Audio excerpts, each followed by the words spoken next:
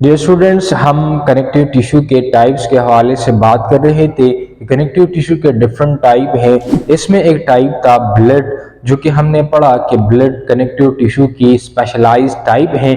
इससे पहले वाले लेक्चर में हमने ब्लड को तफसील के साथ मुतालिया की। आज के इस लेक्चर में हम ब्लड के फिजिकल प्रॉपर्टीज़ के हवाले से बात करेंगे, ब्लड के डिसऑर्डर्स के हवाले से बात करेंगे और साथ में उसके फंक्शंस को भी हम डिस्कस करेंगे। तो सबसे पहले बात करते हैं कि उसके फिजिकल प्रॉपर्टीज़ वो कौन कौन सी हैं। तो एक डीऑक्सीजनेटेड ब्लड होता है और एक ऑक्सीजनेटेड ब्लड होता है। ऑक्सीजनेटेड ब्लड का मतलब ये है कि ये वो ब्लड है कि जिसके साथ ऑक्सीजन शामिल हो चुका है, यानी oxygen when combining with the blood this is called oxygenated blood. और अगर कोई ऑक्सीजन उनके साथ शामिल ना हो चुका हो तो उनको कहा जाता है डीऑक्सीजनेटेड ब्लड। तो अब डीऑक्सीजनेटेड ब्लड की पहचान कैसे होगी और ऑक्सीजनेटेड ब्लड की पहचान वो कैसे होगी।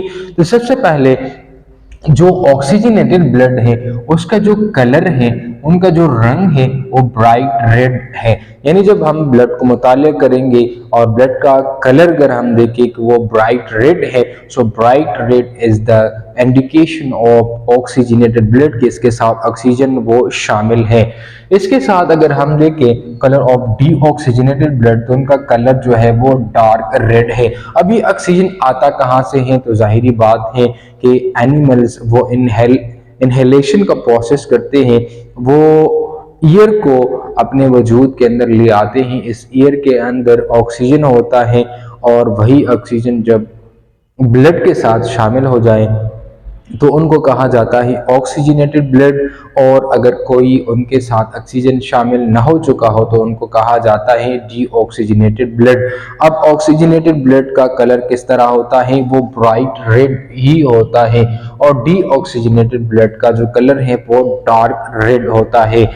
अब अगर हम देखें उनके पीएच, तो उनके पीएच जो है वो 7.35 से लेकर 7.245 तक उनकी पीएच होती हैं। पीएच एक स्केल होता है जो कि हमारे यहाँ एसिड्स को रिप्रेजेंट करते हैं। हम उनसे पहचान पाते हैं कि ये अल्कलाइन इन नेचर हैं या ये बेस हैं।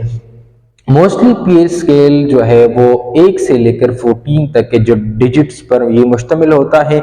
जो 6 से नीचे डिजिट्स होते हैं, जैसे 6, 5, 4, 3, 2 और 1, तो ये हमारे यहाँ एसिडिक नेचर को एक्सप्रेस करते हैं।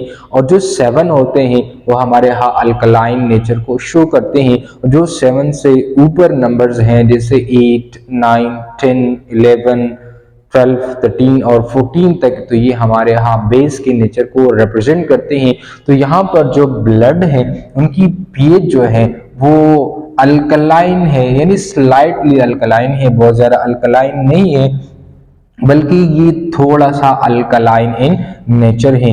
अब अगर हम वॉल्यूम को देखें एडल्ट ह्यूमन के अंदर, तो एडल्ट ह्यूमन के अंदर 5 लीटर तक ये ब्लड जो है वो मौजूद होता है, यानी 5 लीटर ब्लड एक एडल्ट ह्यूमन बॉडी के अंदर मौजूद होता है। ये ज़्यादा भी हो सकता है, कम भी हो सकता है, लेकिन एवरेज अगर हम देखें तो एवरेज हमें 5 लीटर ब्लड एडल्ट ह्यूमन के अंदर देखने को मिल पाता है। अब अगर हम बात करें different disorder related to blood के, ब्लड के अंदर कौन कौन सी बीमारी आ सकती है और इस बीमारी की वजह से उन ब्लड का जो नॉर्मल फंक्शन है वो मुतासर हो सकता है। सबसे पहली जो बीमारी है एनीमिया की, तो एनीमिया जो है it's low red blood cell, यानी रेड ब्लड सेल की जब काउंटिंग वो नॉर्मल रेंज से कम होने लगते हैं तो उनको कहा जाता है एनीमिया। या ये लो लेवल ऑफ हेमोग्लोबिन, जाहिरी बात है हेमोग्लोबिन का काम ये है कि वो ऑक्सीजन को डिफरेंट सेल्स तक पहुंचाए। तो अब अगर हीमोग्लोबिन कम है, इनके मालिक्यूल्स जब कम होंगे तो उसको एनीमिया कहा जाएगा।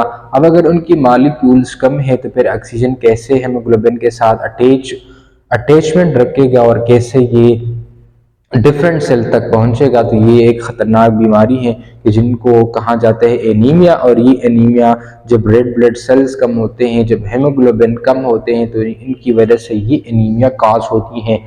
दूसरे नंबर पर जो बीमारी है ल्यूकीमिया की, तो ल्यूकीमिया जो है ये वाइट ब्लड सेल्स के कैंसर को कहते हैं। अब ये कैंसर क्या है, ये अनकंट्रोल सेल डिवीजन को कहा जाता है। मिसाल के तौर पर अगर हम एक सेल की बात करें तो सेल के अंदर न्यूक्लियस मौजूद होता है और वही न्यूक्लियस इन सेल्स के तमाम एक्टिविटीज़ को कंट्रोल रखते हैं। अब ये मिसाल के तौर पर न्यूक्लियस एक सेल को बताता है कि आपने एक मिनट के अंदर 2 दफ़ा डिवाइड हो जाना है और इस डिवीजन के नतीजे में एक सेल से 2 सेल्स मिसाल के तौर पर बन पाते हैं। लेकिन कैंसर में क्या होता है कि 1 मिनट के अंदर अनकंट्रोल्ड डिवीजन ऑफ सेल हो जाता है।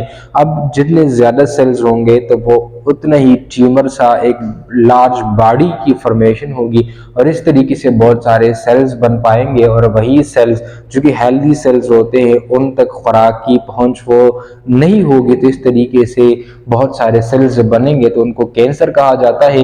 तो ल्यूकीमिया के अंदर ये होता है कि वाइट ब्लड सेल्स की जो डिवीजन है वो अनकंट्रोल हो जाता है और इस तरीके से उनको कहा जाता है ल्यूकीमिया की, जिसको वाइट ब्लड सेल्स की कैंसर कहा जाता है। तीसरे नंबर पर हीमोफीलिया की डिजीज है जिसमें ब्लड क्लॉटिंग जो है वो डिस्टर्ब होता है, यानी कोई भी जब जख्म आने लगता है तो जख्म आने के बाद ये कुछ ऐसे फैक्टर आते हैं जो कि इसके ब्लड को क्लॉट करता है कि वजूद से ज़्यादा ब्लड को रिलीज ना हो और इसकी जो लीकेज है उसको रोका जा सके। तो इस बीमारी में क्या होता है कि कोई भी जब जख्म आता है तो उधर ब्लड की क्लॉटिंग नहीं होती, ब्लड रोकता नहीं है और इस तरह उनकी बहाव जारी व सारी रहती है और इस बीमारी को कहा जाता है हीमोफीलिया।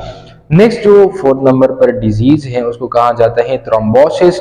ये थ्रोम्बोसिस जो है ब्लड के अंदर कुछ ऐसे क्लॉट्स बन पाते हैं जो कि ब्लड को गुजरने में ये आसानी पैदा नहीं करती बल्कि मुश्किलात पैदा करते हैं और इसी के नतीजे में ब्लड एक जगह से दूसरी जगह सर्कुलेट नहीं कर पाते और इस बीमारी को कहा जाता है थ्रोम्बोसिस।